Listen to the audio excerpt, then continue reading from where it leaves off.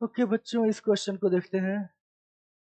Question में आपको PV graph दे रखा है, लेकिन डेटा आपको कुछ ग्राफ में जो दिए हैं वो गलत दिए हैं। जो सही है वो मैं आपको बता देता हूँ।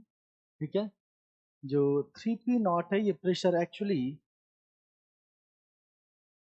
0.5 इंटू 10⁻⁶ है।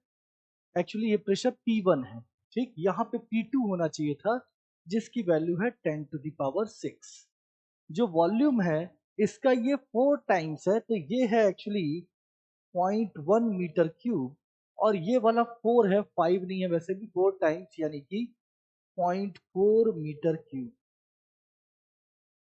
ठीक है, और आपसे कहा है मोलर हीट कैपेसिटी इस प्रोसेस की, जो ए बी प्रोसेस है, ये कितनी होगी, और आर के टर्म में इसे निकालना है और यहाँ एक्स की वैल्यू बतानी है।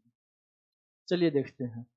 देखिए, हमारे पास इक्वेशन होती है delta Q equal to delta U plus work done by gas.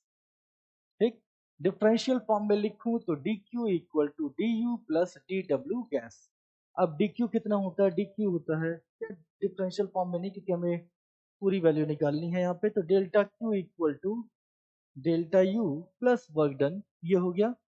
अब डेल्टा क्यू को आप क्या लिखोगे, N C delta T. Delta U को क्या लिखोगे, तो ये हो जाएगा F/2 NR डेल्टा टी। और W को क्या लिखेंगे, तो ये आप जानते हो, एरिया अंडर कर्व। ठीक है ना, एरिया। तो यहां से जो C की वैल्यू हो जाएगी N डेल्टा T से डिवाइड कर दो, तो हो जाएगा F/2R। यहाँ पे आएगा, इसने डाई एटॉमिक गैस बोली है, तो 5/2R plus area upon N delta T। अब एरिया कितना है, एरिया है हाफ, ट्रेपेजियम है बनेगा ना, ये वाले एरिया की बात कर रहे हैं हम, एरिया अंडर कर्व की। तो half distance between parallel sides, ये हो गया 0.3 into sum of parallel sides, तो 1.5 into 10⁻⁶ upon N delta T, यानी एन टी बी, यहाँ का एन टी बी माइनस यहाँ का एन टी ए। ठीक है, अब एन टी क्या होता है, तो P V equal to N R T से एन टी की वैल्यू होती है P V upon are.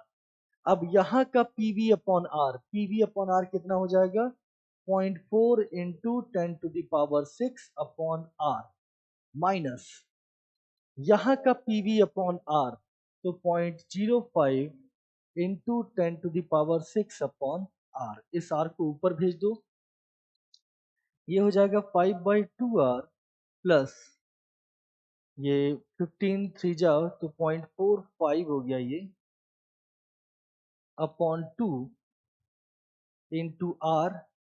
10⁻⁶ cancel हो जाएगा, और नीचे 0.4 माइनस 0.05, तो 0.35 आएगा। इससे ये गया 5 से ये गया 7, और 5 से ये गया तो 9। ठीक है, इसको हमने किया 14, नीचे आ गया, 2 से गया 7, 7 पन्ना 35, 35R प्लस 9R, तो ये हो गया 44R अपॉन 14, यानी 22R/7, यानी 3.14R।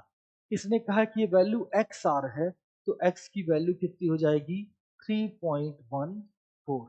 ठीक है, कॉन्सेप्ट जो हमने यहाँ यूज किया है वो है फर्स्ट लॉ ऑफ थर्मोडायनेमिक्स।